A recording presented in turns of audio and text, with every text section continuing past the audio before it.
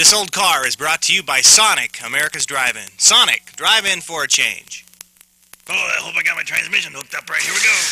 Oh, man, time to watch this old car again.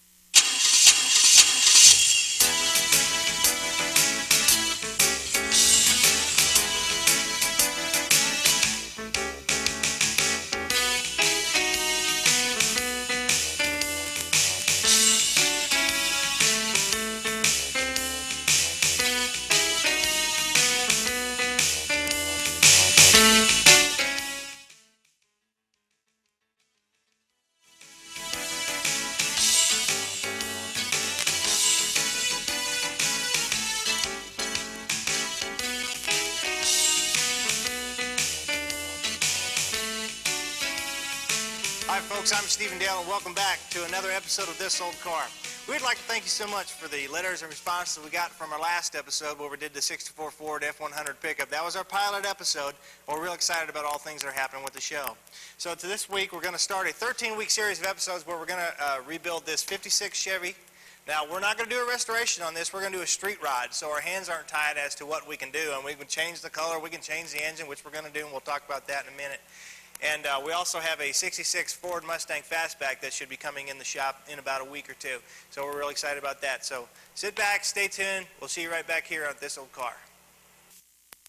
Hello and welcome back to This Old Car. I'm really excited about getting this series of episodes going because we're going to do one of my favorite styles of cars. It's a 55, 56, 57 Chevys are my favorite. We're going to be doing a 56 Chevy. Now this is Brent. Y'all remember Brent? He's our restoration coordinator and basically my sidekick here on the show. Brent.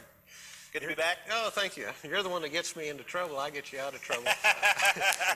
What about, we're not doing three cars? 50, no. Just 56? We're just going to do this 56. Okay. But we're not doing a restoration on it. We're going to be doing a hot rod, street ride. Oh, look out. Yeah, so we don't, our hands are tied. It's up to our imagination. And the owner said, hey, he hasn't even picked out the color. So if he doesn't pick out the color, then we're going to pick out the color for him.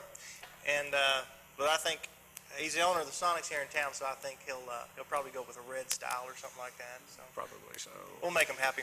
Well, let's take a quick look at what we got to deal with here. Here's our body. Back up a little bit. Show everybody the fender here. This, what do you think about this fender? You think we should keep it? I think we better get rid of it. It looks like a victim of a drive-by shooting. Yeah, it looks like too new of a car. Looks like buckshot right here. It's like the cop aimed and said, "Well, dang it, I missed a tire." But so yeah, apparently they were trying to pull out a dent there, and they were drilling a lot of holes. So a little too much damage there. We want to keep as much metal going as we can. So we're going to replace that fender here. Our door, I think, is salvageable. What do you think about that? Yeah, just a little bit of surface rust. Has some waves in it, but I think we can work on that. We'll get our body man to take that stuff out. Yeah, real truth in advertising right there. What you see is what you get. Yeah. Now our glass actually looks pretty good. Most of our, there's only this window on the other side is cracked, but the rest of the glass looks okay. And there's some scratches in it. It's been out in the dust, but I think we can probably get it polished up and salvage it. Yeah, dirty as it is, we probably need sponsorship from one of the glass cleaner companies. Yeah. Well, we're going to talk to the guy from Fisher Trim and Glass a little bit later, so maybe we'll get his opinion on that. Maybe he knows how to polish that and clean it up. Some of our chrome is still here. We're missing most of the chrome on this side, but the chrome on the other side is good. We'll look at that. Now, the biggest part of our damage that we have on this side is in this quarter panel area here. I mean, it's not bad. It's a rough spot on the car. We have a little bit of rust down here, but for a car that's, what, 1950, 40 years old, this car's older than me. I mean, I think it's in really good shape. We got some damage here and some dents in here, but nothing too creased, so I believe we'll be able to straighten this metal and salvage most of it, and all the way down to our quarter panel. It's looking pretty good. There's some Bondo here, so they started doing the body work already, but I'm real pleased with what we got. A lot of people wrote to us before after the pilot and said, hey, we want to know about what prices are like. Well, I talked to some people what they would pay for a car like this, and the price they said was somewhere around $2,500 is what they would charge, but I got this for $1,000 bucks. So we're already $1,500 ahead, man. So it's looking good, but we'll have to see how much money we have to put into it, but we're going to have a lot of fun.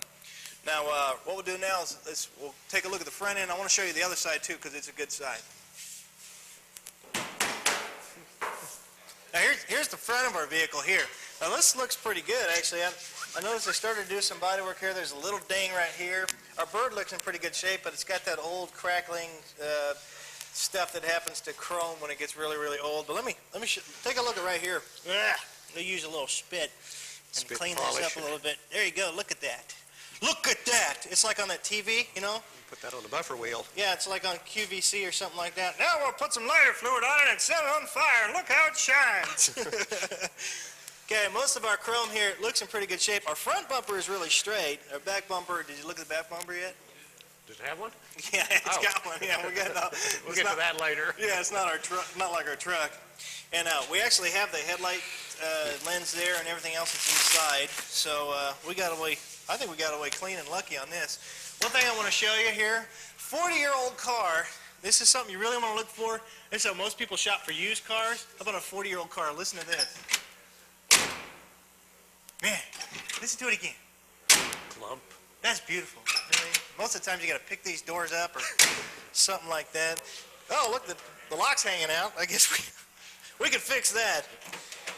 Anyway, how are we going to disassemble this first, Brent? We're going to start with the front end again? Oh, let's have a look.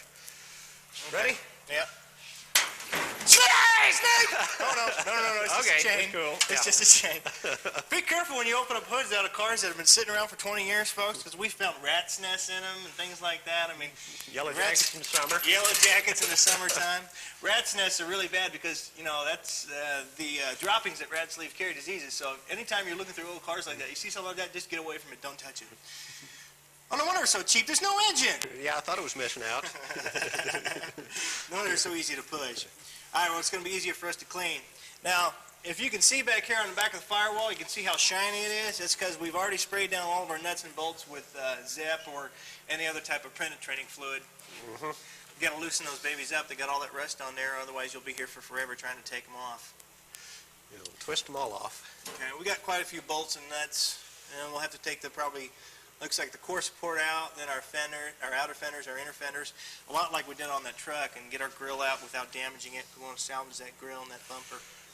Mark the stuff when you take it apart. Yeah, definitely mark your stuff where it goes, and we also recommend that you should document either by video or by 35mm camera. Right, both of them. Or if you're a good artist, hey, draw where things go. That way you remember. Start taking things off, and you don't know where the wires go anymore, and you connect your battery to your starter, and every time you start your car, your battery cuts out or something like that, or the horn goes off. Put both back in the hole if that doesn't work. Get Ziploc bags, the kind you can write on. Ziploc baggies, yeah. Laundry marking pens, so it'll stay on there. Oh, that's what that yeah, you write down, put it in a Ziploc bag, and then write down on the bag what it belongs to. Okay, so the first thing we'll need to do is let's get some tools together and get some help, and we'll take the hood off, and then we'll start tearing our fenders apart. This old car is brought to you by Sonic, America's Drive-In. Sonic, drive-in for a change.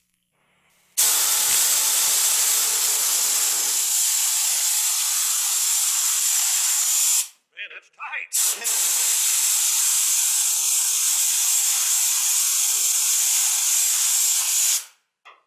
A little bit more.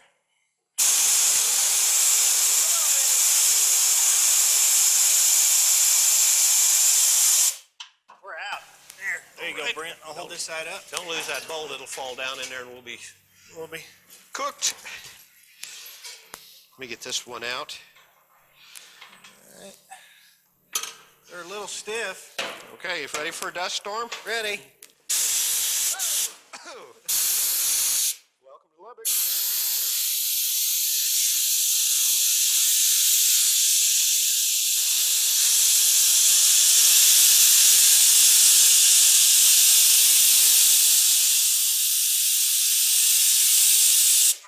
Okay. Okay, ready? Got it, Dave? Yes. All right. Okay. Watch the snake. Baling wire there. Must have been a farm boy's car.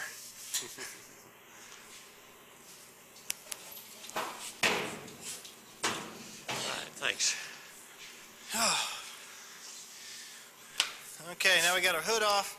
Next thing to come out should be the core support. Okay, we got our hidden bolts out now. Our grill comes out in one piece. Let's take a good look at that. That's in really good shape, besides the fact that it's really dirty. That could probably be cleaned up and re-chromed, so we can probably save that. If not, we'll go ahead and order another one. Set that over there. I think I'll take it home and use it for a garden. Yeah. You know, I think there's more hidden bolts here on this 56 than we had on the 64 pickup we did last week. So, or the last 8 weeks. Oh. See, once this comes out, thanks. hey, there we go. I see. See, on that side, you got them all apparently. Once this comes out, you can see how many bolts that are in here. Just kind of like structure everything together. Once you take this out, just like your cornerstone of your front end on a 56 Chevy, once you do that, you can see how everything's already loosening up. So make sure you get all the hidden bolts out of this taken out. You want to park that parking light? I will park it. I'll park it over here. So what's your wife say when you bring your grubbies home and She says, take them to the laundromat. take them to Guys, the be nice to your wives. If you're working clothes and you get them all greasy, do not wash them in your home washer and dryer. Your wife will get mad at you. Besides that, you'll get a lot of grease in there. It'll come out on your good Sunday clothes. So take them down to a laundromat, mess up their machines. Don't mess up yours. That ought to get us some phone calls. Who's that guy that told people to go to a laundromat to mess up their machines? Or look into a washing service. There, I covered myself. Yeah, they usually have a specific machine for the greasy grubbies. Yeah, they kind of, most laundromats will give you a wash machine designated for that kind of stuff, Really? shop towels, that kind of thing. Things are starting to come apart here. Now we've got all our bolts loose. We're taking out our turn, first we'll take out our turn signal bezel and our strip of chrome here. There's our chrome, the side chrome and the bezel all come out together. Take those out and set those over. Parking light. Parts. Parts is parts. Now, we've got our bumper loose too. Should just be a bolt over there holding it together there, Brent. Oh, right. Get that out of there. Shake it a little bit there, Dave. Okay, got this side. You got one bolt right here. Oh, you got it out. Okay. El bumper. That's in good shape too. We're just going to have that cleaned up and re-chromed. Take it out this. Beep, beep. Plains electroplating. Core support now. Whoa! Wow. One core support there. Hook 'em horns. Fresh made to order. Gig 'em. Once you get your core support out, then this whole front section. Oh, we got another one right there. Screw right there, holding that out. Okay. Get a 7/16 on that. We'll pull that sucker out. This is a 1, 2, 3, 4-piece section. A small impact there. Okay. This here is going to be body worked and get all this dust and rust off of here. And then we'll clean it up and repaint it. This is in really good shape. I was surprised I didn't see this rusted out. Yeah. There we go. Pull our wires through.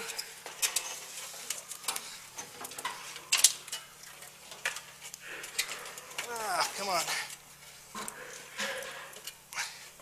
Of course, all the grommets would have to be on in good shape, wouldn't they? Let's get that. Need a little grommet screwdriver? out of there. Small screwdriver to get the grommet out. Screwdriver. Screwdriver. Okay. Put our grommet and our wiring.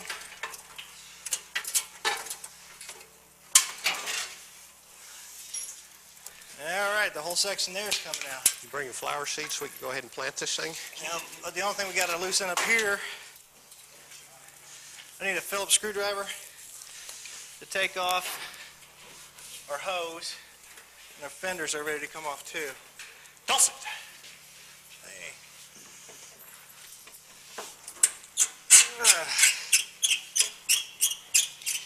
Let's get this. Ow! Ow! I bit my finger, man. There's nothing on the back of that, is there? Oh, yes, there is. Okay. Something's leaking. Hey, we had 20-year-old coolant still in there. Ooh. Get that up here, prop that out of the way. Fender should be ready to come off.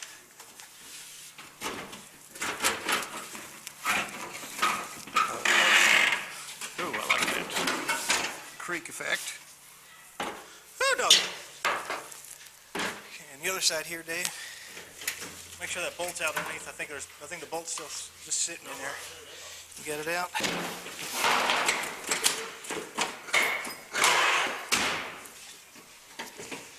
Okay, we got one more.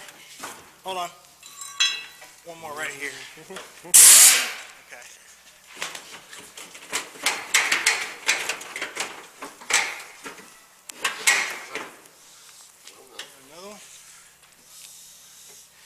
a small screwdriver will pry that apart.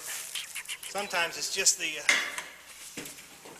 sealer that's holding it together. Feels like it's right back in there around that mirror. See anything back there?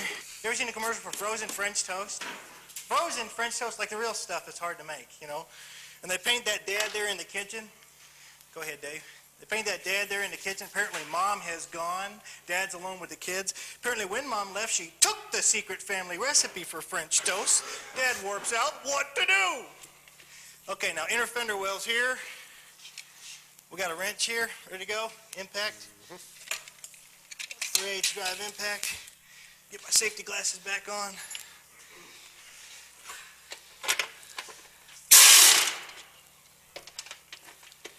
Yeah? Deux? Trois. Okay. 2 more. So how high can I count to in French? Quatre. Oops. Took the socket with me there. Same? Quatre. Six. There we go. Whew! Thank you. That was a little bit harder to take apart than the old truck, don't you think? Yeah, I know We it had was. more nuts and bolts in here. But, That's your splash guard. splash guard there to keep the rust, Rocks. so your body panel doesn't rust there. Splash guards are real important to keep, and we'll get some new seals for these too. They got rubber seals on the end, so they don't rattle.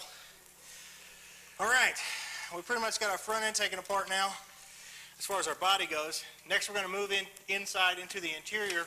Mark Fisher has come down from Fisher Trim and Glass. It is Fisher Trim and Glass, right? Yeah. What is it? Fisher Auto Trim. Okay. I guess if he's going to sponsor, Anyway, Mark's here. Anyway, Mark's here, and he's going to show us the proper way to take out an interior and mark it for your body or your interior man.